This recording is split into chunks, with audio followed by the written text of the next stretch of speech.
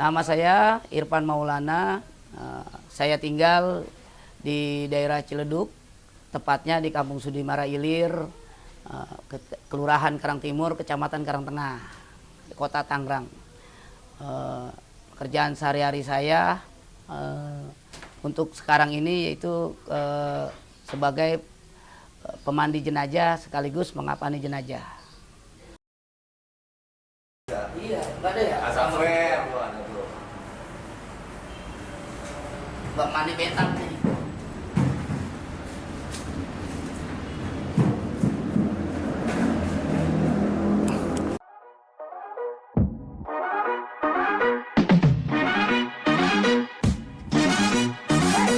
Check it.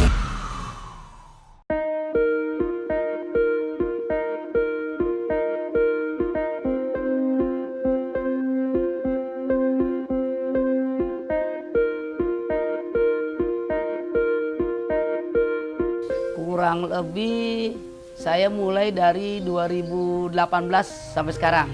Kalau sekarang usia saya 40 tahun. Berapa ya? Hitungnya juga. Kurang lebih itu. Kalau kebetulan kalau laki itu khusus laki. Jadi perempuan ya perempuan. Nggak bisa laki mandiin perempuan ataupun mengapani perempuan. Awal prosesnya kenapa saya akhirnya jadi pemandi jenazah sekaligus mengapani jenazah, awalnya juga saya itu belajar ngaji. Kebetulan nama guru saya Bapak Ustadz Haji Abdul Ghaffar. Saya ikut ngaji sama dia. Awalnya dia yang dapat SK buat mengurusi jenazah atau di sini sebutnya amil jenazah. Saya ikut pertama kali memandikan seorang anak laki-laki usia 13 tahun. Waktu itu kata Pak Haji, ayo Pan ikut ya, biar bisa. Aduh Pak Haji, saya nggak bisa nih, belum ngerti. Udah ikut, nanti saya ajarin. Udah, saya ikut cara mengapaninya. Waktu baru-baru memang agak kaku karena saya belum tahu basicnya. Nah tapi sudah sampai akhirnya dikasih pengarahan sama Pak Haji. Sampai selesai, oh begini. Nah malamnya sempat ingat karena baru pertama kali seumur hidup saya mandiin orang meninggal ya kayak gini. Itu malamnya sempat ingat.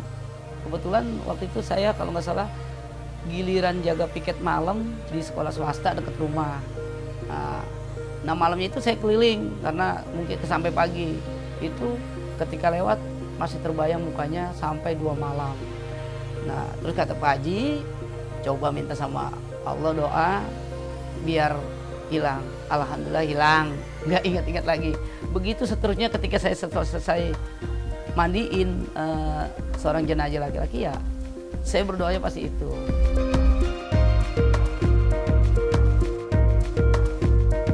Kalau buat pemandian jenazah, kalau buat syaratnya itu nggak terlalu berat ya kalau menurut saya. Maksudnya nggak terlalu diwajibkan ini. Biasanya utamanya itu kalau buat khusus laki-laki yang penting 3 lapis. Panjangnya bagaimana ukuran si jenazah ini kita ukur 3 lapis. Nah terus kita bikin jubahnya, baru sorban. Nah setelah itu di sini bahasa apa ya? Ya sempak ya kayak loer anak kecil gitu ya. Ya itu. Nah kalau buat khusus jenazah perempuan biasanya 4 karena memang harus tebal. Karena dia kan beda kayak postur tubuh laki-laki karena mungkin ada bagian-bagian tertentu. Sama jubahnya, jilbabnya sama ininya apa sempaknya gitu. Kalau buat yang wajibnya sepertinya sih nggak ada. Yang penting dia harus mandi bersih. Awalnya proses kalau buat mandi itu sebenarnya kebanyakan kalau yang orang belum tahu ya cuma sebatas mandi aja ya. Tapi yang betulnya itu kalau menurut saya belajar, saya penataran, ukurannya mandinya itu pertama kita bersih dulu kayak kita mandi junub, mandi hadas besar. Kita bersih, selesai bersih baru kita niat mandi. Selesai niat mandi udah rapi semua, barulah kita wudhu. Setelah wudhu, proses itu baru kita pindahkan ke kain kafannya.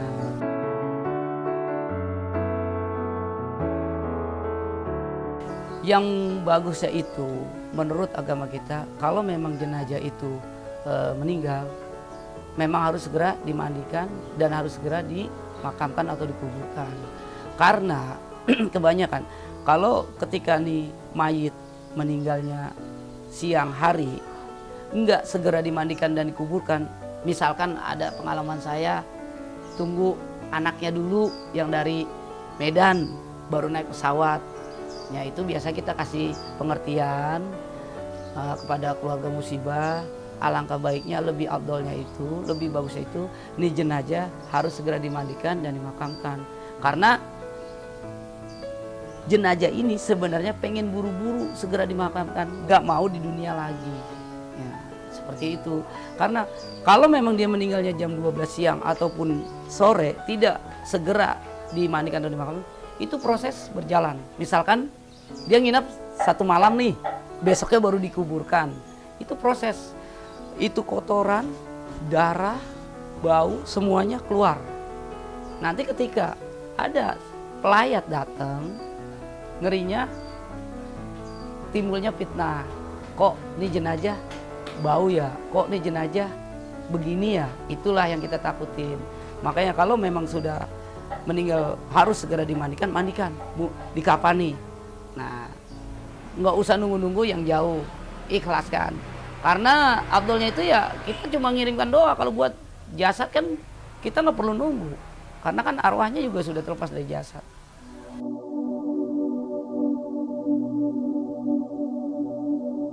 Kalau buat pengalaman anehnya, alhamdulillah nggak pernah menemukan. Tapi kalau buat jenis-jenis, maksudnya bukan jenis apa, memandikan jenazah macam-macam cara ia meninggal, ya kita menemukan. Saya pernah mengalami jenazah itu, mayit itu meninggal ketika gantung diri. Ketika tabrakan mobil, terus sama sakit parah. Dalam arti ya penyakit kusta itu. Kalau buat jijik mungkin, kalau baru mungkin kaget ya. Jijik sih alhamdulillah saya nggak punya itu. Semua orang pasti punya penyakit jijik, punya rasa jijik ya. Tapi kalau buat baru-baru mungkin iya, tapi kedua kali ketiga kalinya enggak, sama sekali enggak. Karena Pak Haji guru saya itu kasih pengarahan, memang adanya jenazah ini ya begini, jadi kita maklum, sekuat apapun simpan.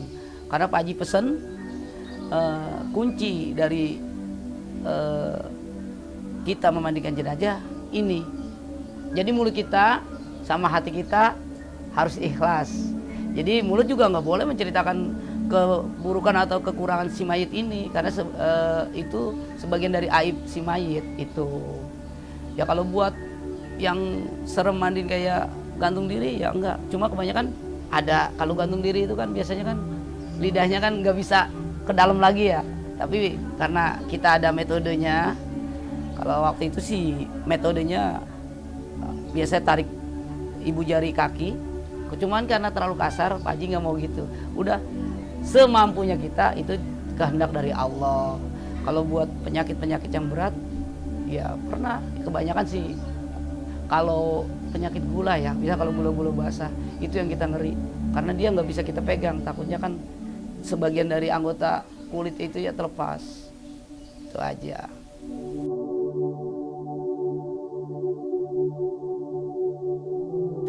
Saya sebenarnya pengennya sih, dulu cita-citanya itu sebenarnya emang pengennya nyantren. Cuma karena ekonomi keluarga nggak memadai, saya ambil kejuruan. Setelah kejuruan barulah kata guru saya itu, kalau mau belajar agama itu ya nggak mesti harus nyantren juga Pan, ya kan, ngaji di sini pun sama. Yang penting mah akhlak kita. Ya udah, jadi saya bertekad kalau memang bisa, insya Allah saya sih, kalau bayangan ataupun keinginan saya pengen gantiin guru saya. Kalau memang guru saya udah nggak ada umur, pengennya itu. Karena kebanyakan kalau menurut saya ustadz-ustadz sekarang ataupun yang bergerak di bidang sosial yang kayak membantu warga itu selalu diukur materi.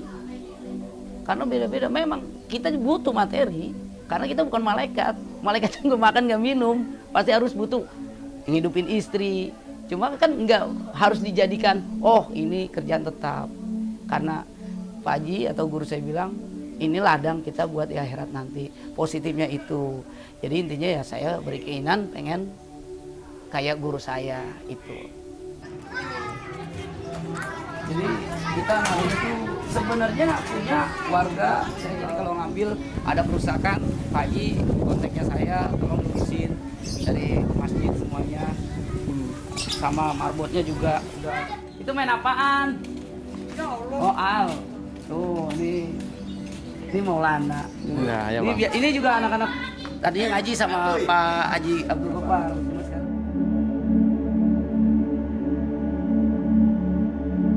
Kalau tanggapan keluarga, alhamdulillah positif semuanya, mendukung. Cuma sama dari semua orang tua pasti bertanya, emang bahasa di sini sih, emang lu berani, emang lu nggak takut, nggak jijik? Alhamdulillah enggak, karena yang ditakutin orang tua itu nantinya makan kan pasti terbayang, entah dari keluarga juga mungkin sampai saya sekarang punya anak 3. Istri pun pasti bertanya, masih setiap mandi pasti bertanya itu yang ditanyakan. Nah, terus juga kalau selesai mandi jenazah pun saya nggak boleh langsung masuk rumah, karena memang harus kita bersih di luar rumah, pakaian pun juga harus direndam, mandi, itu syaratnya. Karena kan ya namanya bakteri ataupun mungkin virus bisa nempel di badan itu kayak waktu.